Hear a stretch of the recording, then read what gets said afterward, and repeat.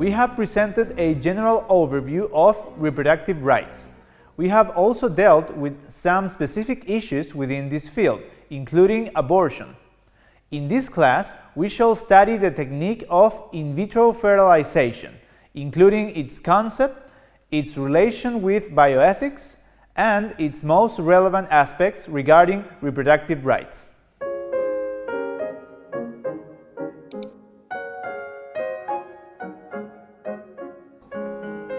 According to the glossary jointly drafted by the World Health Organization, or WHO, and the International Committee for Monitoring Assisted Reproductive Technology, assisted reproductive technology, or ART, can be defined as all treatments or procedures that include the in vitro handling of both human oocytes and sperm, or of embryos for the purpose of establishing a pregnancy.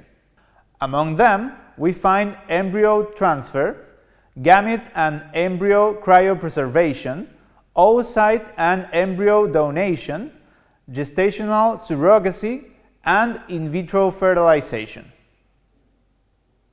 In vitro fertilization is defined therein as an ART procedure that involves extracorporeal fertilization. This is the penetration of the ovum by the spermatozoon and combination of their genetic material, resulting in the formation of a zygote. The eggs, sperm, or embryos can be obtained from any person, whether the prospective parents or anonymous donors. According to the Mayo Clinic in the United States, in vitro fertilization is currently the most effective form of assisted reproductive technique. The first successful birth using this technique dates back to 1978 in Oldham, England. It is estimated that approximately 5 million people have been born since, thanks to these methods.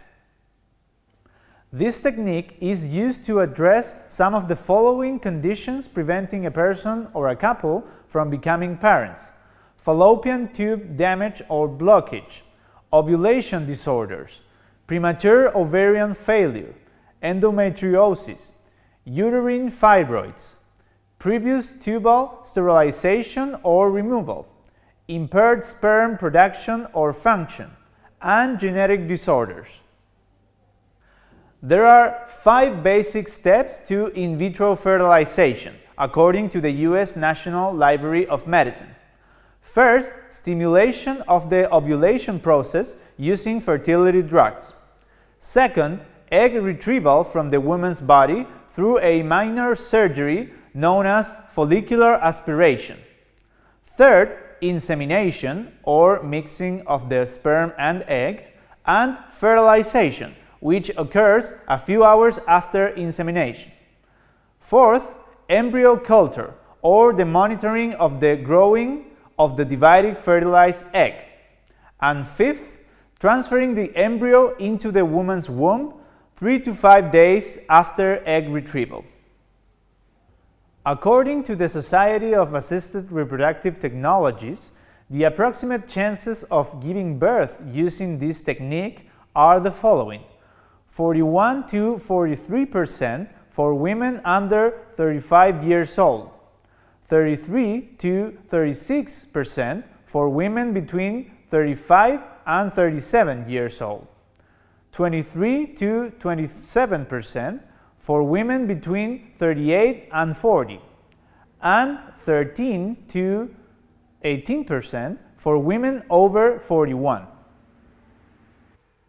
Besides being a very expensive procedure ranging between $12,000 and $17,000, the Mayo Clinic advises of the following risks derived from in vitro fertilization: multiple births if more than one embryo is implanted, premature delivery, ovarian hyperstimulation syndrome, miscarriage, egg retrieval complications, ectopic pregnancy or implantation outside the uterus, birth defects, ovarian cancer, and stress.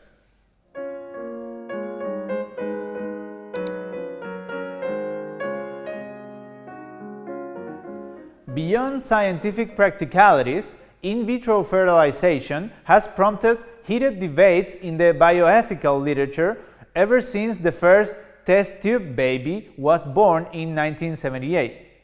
Bioethics is the moral or ethical regulation, judgment, and study of norms as applied to the realm of biology and medicine. The four basic principles of bioethics are autonomy, beneficence, non-maleficence, and justice. Autonomy means that patients are free moral agents able to make their own decisions regarding medical treatment. Beneficence means that doctors should always try to help those in need of care, whereas non-maleficence entails the reverse principle of avoiding doing any harm to people. Justice has to do with a fair distribution of medical resources to help those most in need. In vitro fertilization poses interesting bioethical dilemmas pertaining to the need to allow people to freely undertake this treatment, thus complying with the autonomy principle, as well as with the justice principle, inasmuch as infertility is considered to be a disease that should be treated by health services.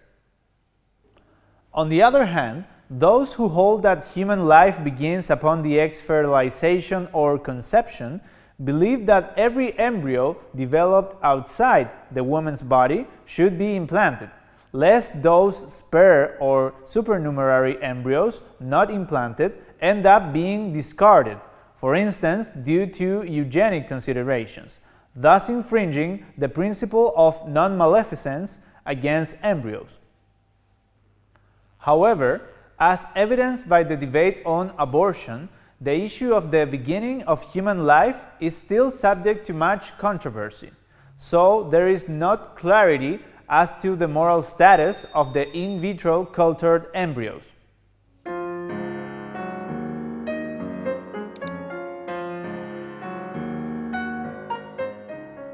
As explained in a previous lesson, reproductive rights pertain to the individual's freedom to responsibly choose the number, spacing, and timing of their children.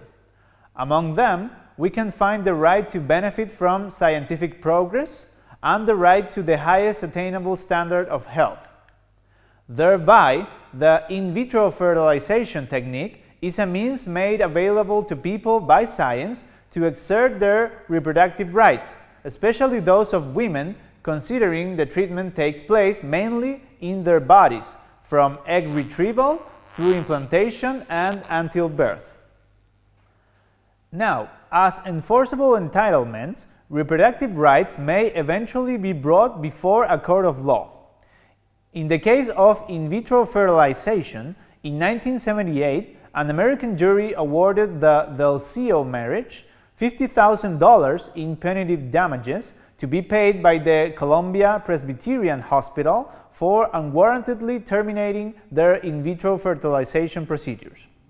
But the most renowned judicial case concerning this technique was ruled by the Inter-American Court of Human Rights against Costa Rica in 2012, the Artavia Murillo case. In 1995, the Costa Rican Ministry of Health issued an executive decree authorizing in vitro fertilization procedures for married couples. Although the decree forbade the creation of any supernumerary embryos and demanded the implantation of all of them into the mother's womb, still it was declared unconstitutional by the Costa Rican Constitutional Chamber in 2000. The chamber argued that human life began upon conception, so in vitro fertilization posed an unwarranted risk of death for those embryos not becoming a successful pregnancy within the mother's womb due to the inaccuracy of the technique. The case was later brought by Costa Rican nationals to the Inter-American Commission on Human Rights and eventually to the Inter-American Court of Human Rights. This court ruled that the following reproductive rights were violated by Costa Rica through its constitutional fiat: privacy, family life, personal integrity, sexual and reproductive health, benefiting from scientific progress and non-discrimination. Regarding the right to life set forth in Article 4 of the American Convention of Human Rights, beyond the fact that the purpose of in vitro fertilization is to create life, not to prevent it or to interrupt the pregnancy, the court recalled that such a right is protected in general from the moment of conception, meaning that there are also exceptions to this general rule, as there are inter-American legal systems where it is protected only after that biological landmark.